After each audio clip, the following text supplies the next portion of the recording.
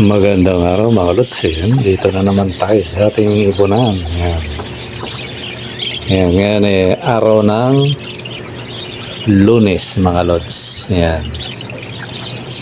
Ano to, inaayos ko lang yung mga alaga natin kasi ihiwalay ko mamaya yung yung kukunin ni Timo J. Dilin. Yan. Mamayang hapon kukunin niya yon. Yan, kaya inaayos na natin. Tsaka i-arrange natin yung ibon kasi pupunta tayo ng Pampanga mga lods. Let it, bang, bang. Magandang araw mga lods. Ngayon mag-aayos tayo ng ibon. Ihiwalay ko na yung ngayon. Totally naumpisan ko nang ihiwalay yung kukunin ni Lods, si Timo J. Yan. Timo J. Tulin. Taga si Idol taga Valenzuela. Yan. Tapos yung isa bali tatlo yung kausap ko Tapos yung isa binyahe ko lang mga lods. Puro bata. Mga bata lang yung yung kinuha. Tapos si postpone si Densky. Medyo pas muna daw kasi nga yung misis niya medyo sakit yata. Okay lang naman yun. Yeah. Ngayon mga lods yung mga kits natin, kung napansin nyo, parang dumami uli yung nandyan, Kasi na lang yan nabawasan ko pa yun, naging 16 na lang yata. Ngayon, mapapansin nyo, dumami. Kasi yan, yung mga bumabang iba, kinarga ko dyan, tapos may bumababa pa. Tsaka meron pa sa kabilang cage. Ang gagawin natin yan, bago ako pumunta ng Pampanga, titingnan ko yung mga kaya na yan, kagaya ng sumampa sa kamay ko, bata pa yun pero kaya nang makipagsabayan. At saka hindi na masyadong marami itong mga magugulang dito kasi inalis ko na, nilagay ko sa kabilang gates. Yung mga magulang mo dyan, konti na lang, kaya siguro wala na masyadong basagulo dyan kasi halos majority dyan na bata. Tapos baka bukas ko na rin, lagay ko na yung mga pagsamasamahin ko muna yung pwede na pagsamasamahin kasi mga lods may gagawin tayo sa Pampanga. Medyo magbabakod-bakod tayo ng konti ron sa doon sa ating maliit na lote na nakuha. May iiwan si Commander para hindi siya mahirapan.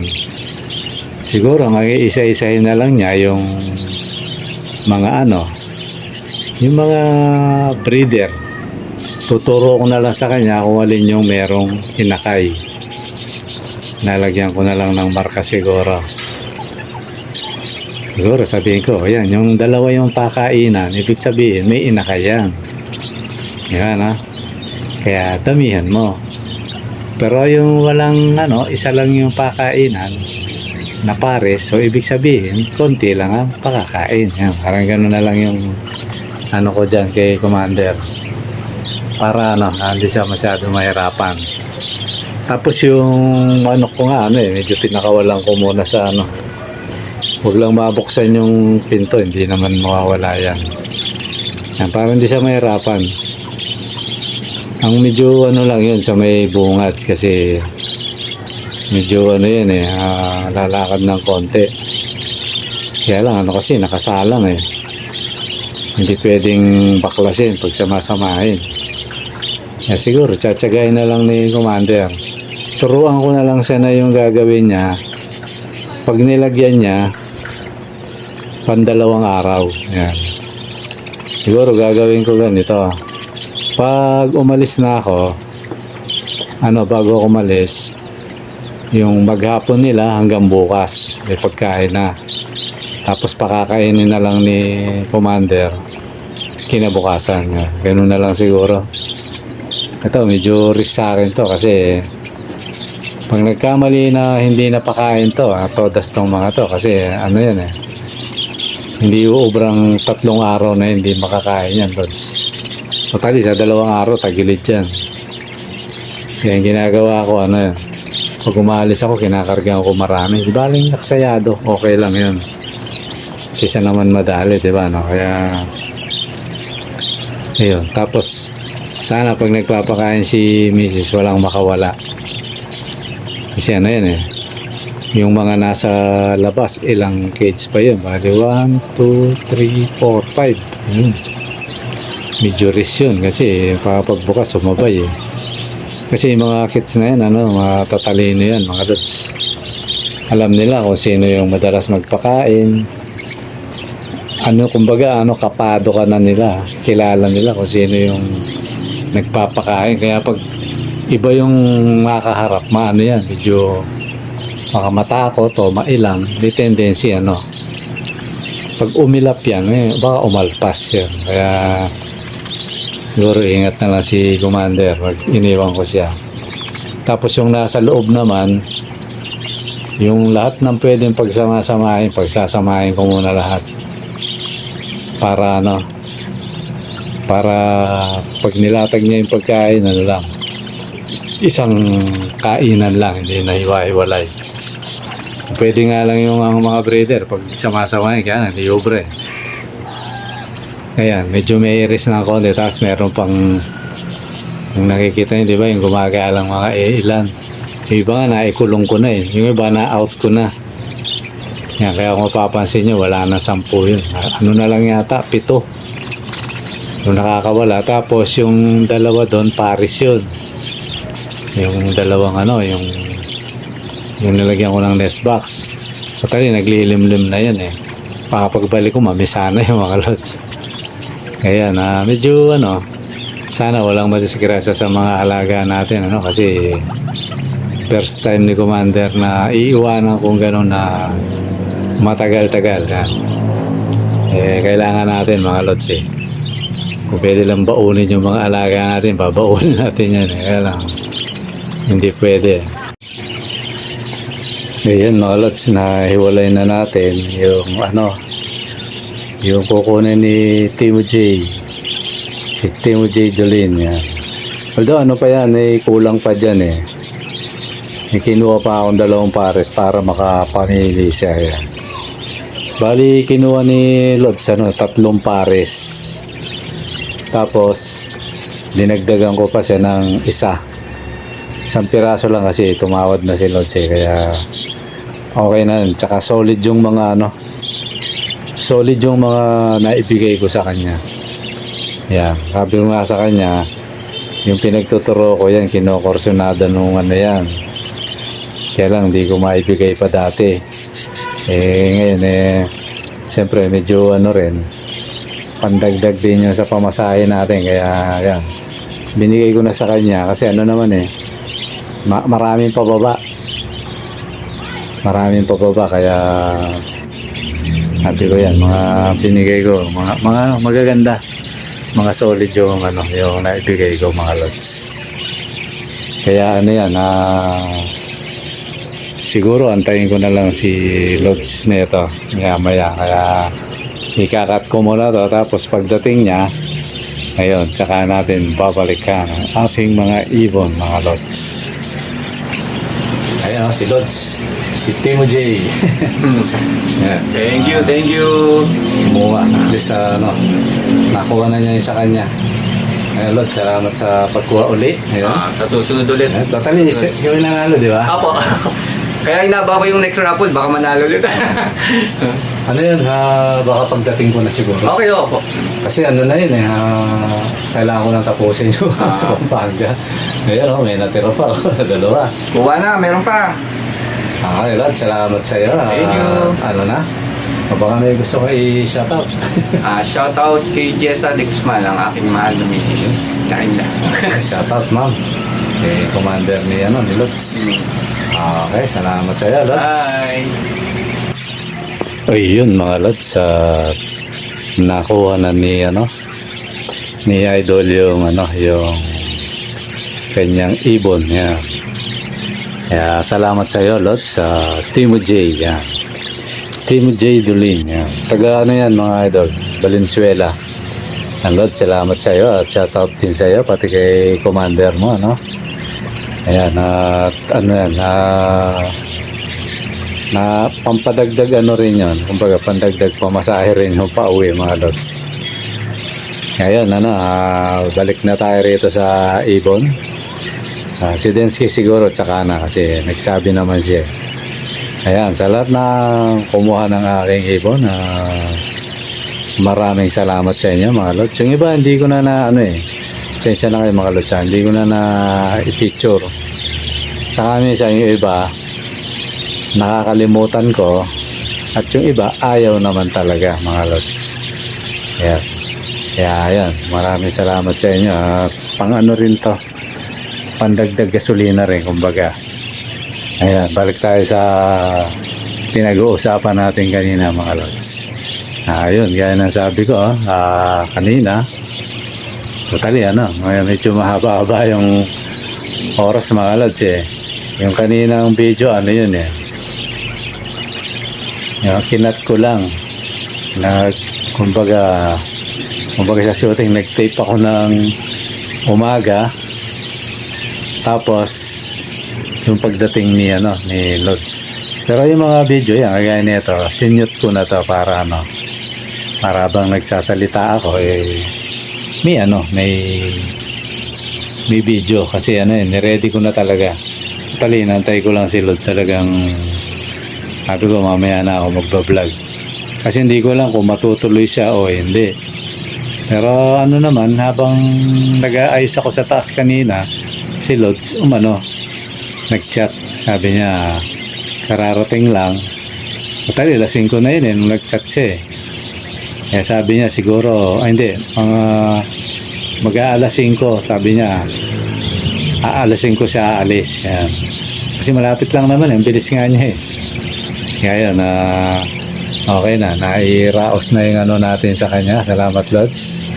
Tapos ito namang gaya na sabi ko sa inyo kanina, ito mga ibon ko medyo siyempre alam naman nating si Commander medyo may kalakihan pa naman si Commander.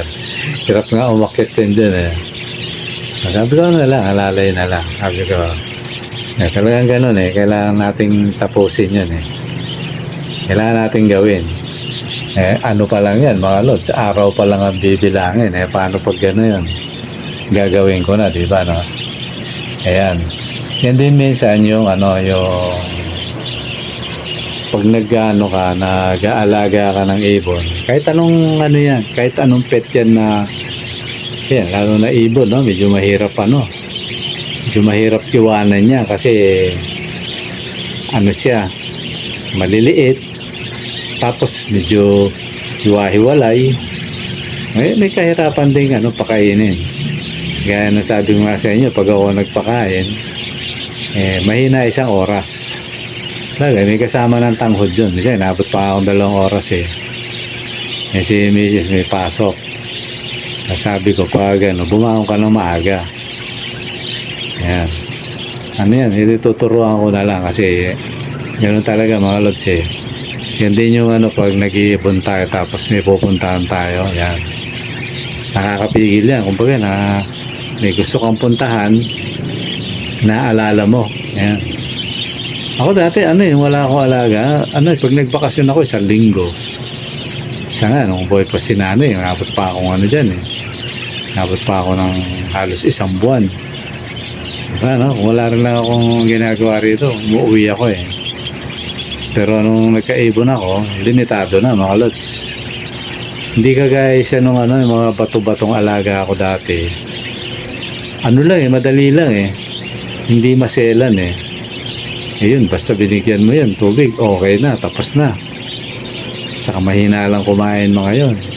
Tsaka konti lang yun dati.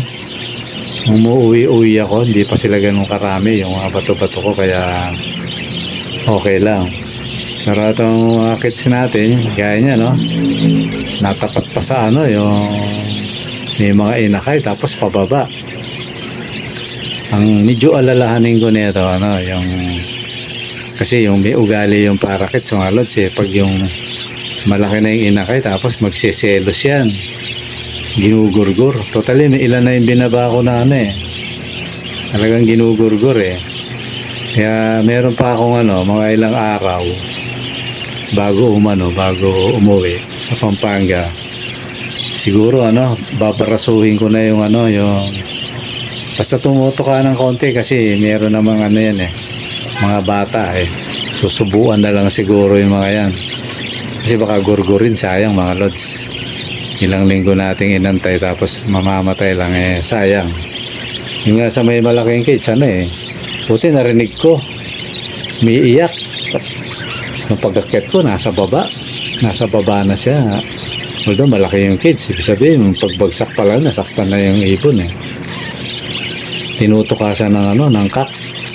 Talagang ano, sugat-sugat na ulo. Sabi ko, ito na. Yun. Pati yung mga nasa taas, inalis ko na lahat.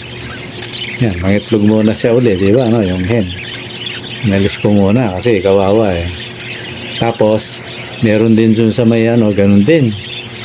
May mga poknat na rin, oh. Inalis ko. Yung iba, pwede nang ilagay sa, ano, sa nursery. Yan, pinag-aalis ko na. Tapos yung iba nga, binalik ko nga eh. Kasi, hindi pa talaga kaya. Maano pa talaga.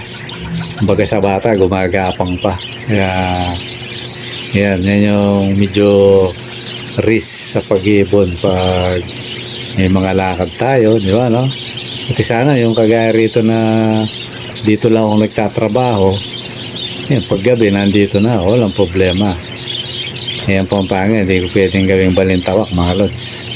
Medyo masakit sa pamasahe yan. Eh, mahal na yung pamasahe. Nasa ano na, kulang-kulang 200 sa bus. Eh di balikan eh, palaga na 500. O, kasakay ka pa ng jeep. Diba, mula sa amin, tricycle, jeep, ang sakay ako rito. Tapos dun din, sasakay akong jeep, tapos tricycle. O. Kaya ano rin, masakit din sa bulsa kung ano. Pero siguro ganito gagawin ko talagang ano, pag naka ano na ako doon, ba, nakadalawang araw na ako, tatanungin ko si Commander kung ano nalagay na. Pag nahihirapan siya, eh, mapipilitan akong umuwi mga lods. Gagawin natin balintawak yung ano kasi ganoon talaga eh. Yan ang ano, problema nating mag-ibon pag yung may mga lakad tayo tapos walang maiiwan na marunong. Ayan. Eh, ayoko na mga balay mga apo ko, nag-aaral mga yun eh. Tsaka ano, pag hinandel ng bata, ano eh, pag wala sa loob niya, baka mamaya may mangyari lang lalong hindi tama. Kaya pinakamalapit na ano, si Commander talaga. Kaya yan ang ano, yan ang medyo konting problema natin mga lods. Eh kasi ako pa naman din, mapanghinayang ako sa ano, sa ibon. Kaya sabihin mo mura lang yan. Pag may namamatay, nangihinayang ako eh. Tapos eto pa, yung ano, yung African na isa, yung Parblo na gaano na. Totally, namisa na mga lods. Malaki-laki na nga yung ano eh, yung inakay eh. Yung bantayin din yan mga idol eh. Kaya kailangan maturuan talaga si Commander na ano, kung anong gagawin. Kasi pag hindi, eh alam na natin mangyayari. Pagdating natin, ayun na. Sabihin niya, wala na si ganyan. Yun lang, no? Masakit yun. Kaya, okay, ganun talaga. Kailangan nating anuhin na kasi yung ano, mga lods eh.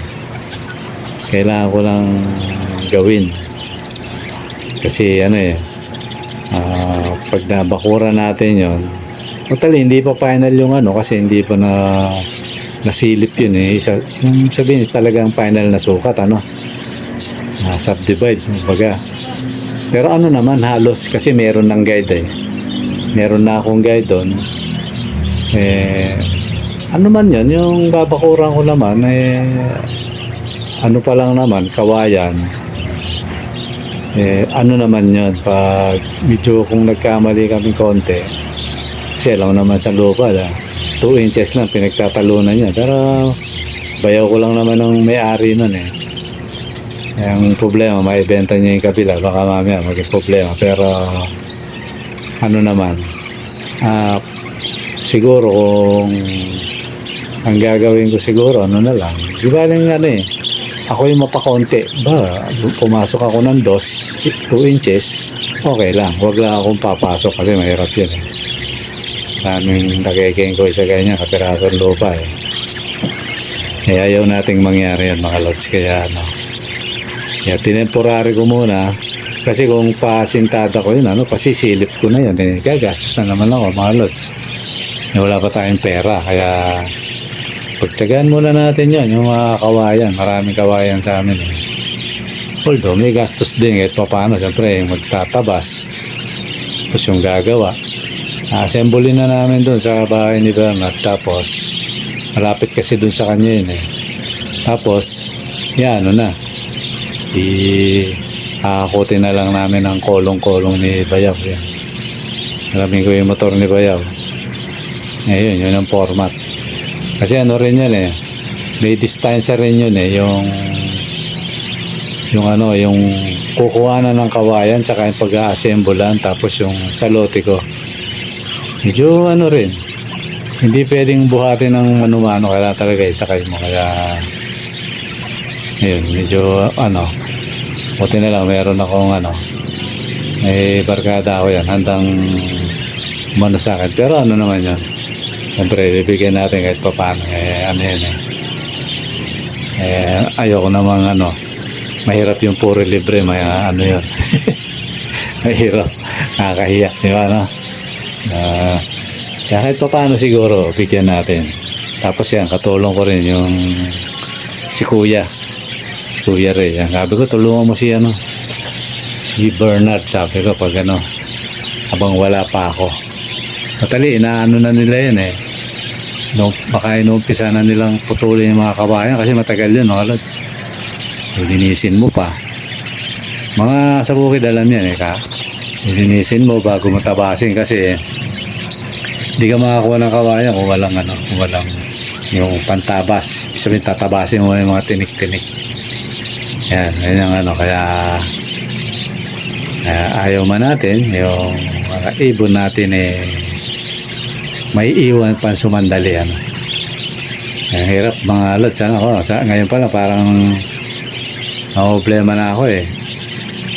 Sabi ko, pagpira, ang hirap eh. Paano pagbahay na ginawa ko? Pagbahay na ginawa ko, yari. Kaya, ano talaga.